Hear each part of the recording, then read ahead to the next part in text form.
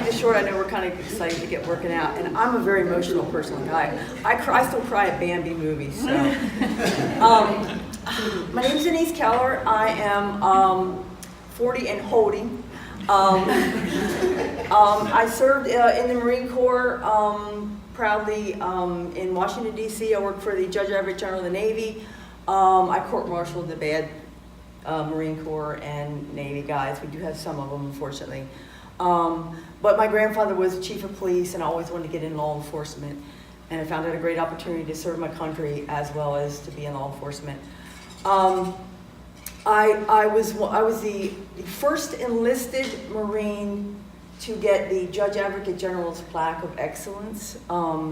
They were always reserved for the officers, so that was a proud moment. I have a Naval Achievement Medal, Good Service, Good Conduct Medal. And again, as I left there, like I definitely wanted to take all of that knowledge, and I'm a very helpy person. Like I would help anybody do anything. My worst enemy, if they'd have a flat tire, I'd stop and help them. That's just who I am. I thank the good Lord that I am like that. After that, I was in the art field for a while, but it wasn't, behind a desk really wasn't for me. I've had some artwork published in books, and I have some logos in New York that I've done, so I still do that on the side. Then I wanted to get back into law enforcement, so I picked being a corrections officer. So I loved that. I loved being around people that, were less fortunate, and they all aren't bad people. I was there for about 5 years. That took its toll on me. I saw how some of the other officers treated people, and I couldn't handle that. We have a lot of overdoses come in, and how they treated them, it was too much for me. I saw hangings. I saw a lot. So then I thought I would take all that knowledge and go to the next step. So then I worked at White Deer Run. I was a recovery coach, drug and alcohol. I couldn't do that very long, a year and a half. I lost a lot. And my son would shake me and say, like, Mom, you can't help everybody. And I'm like, yes, I can. And he's like, no, you can't. And I'm like, I'm still going to have that mindset that I can help everybody. I mean, we have to. We can't give up that mindset. After that, I decided I want to go to a place where I can still be law enforcement, but I can help people. So now I am a security officer at York Hospital. I've been there for almost going on 2 years. That's pretty wild. It's pretty interesting to say the least. Last night I got assaulted by a dementia patient. The week before I got punched in the face by a psych patient. But it's what I do. If somebody has to do it, it's what I do, and I can still talk to them. And when you go through the whole day and you have staff and you have other patients and you have family members saying, "Hey, you made a difference." Hey, last night I had a staff member come to me and call me over to help with a dementia patient. And when I left, that nurse said to me, "I feel so safe when you're here. I can always count on you."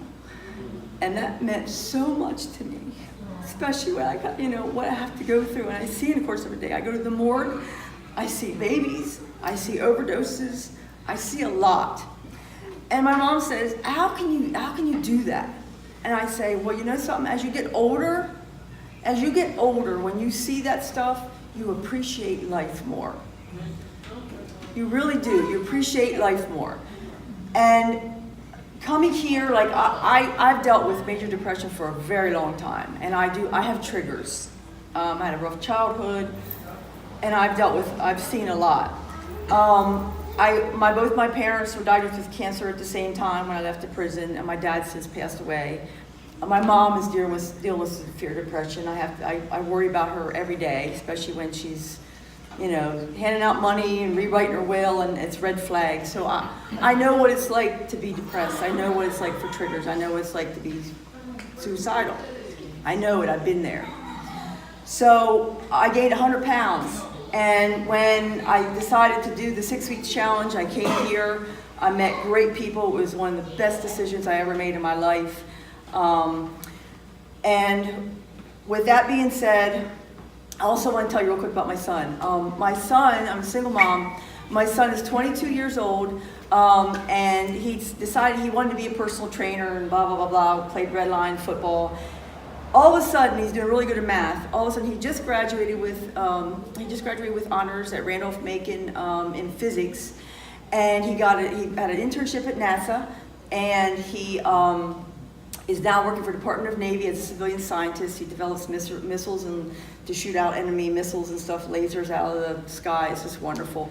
And now he's studying for, yeah, he's awesome. Like he's gonna make a difference, and I'm so proud of him. He couldn't be here today. I want to show him off sometime. He's in Virginia, and now he's just studying for his master's to be an astronaut. So I'm so blessed, and I'm so proud. He's such a wonderful person. I'm so blessed to have, especially when I see parents who have problematic kids, and I'm so blessed.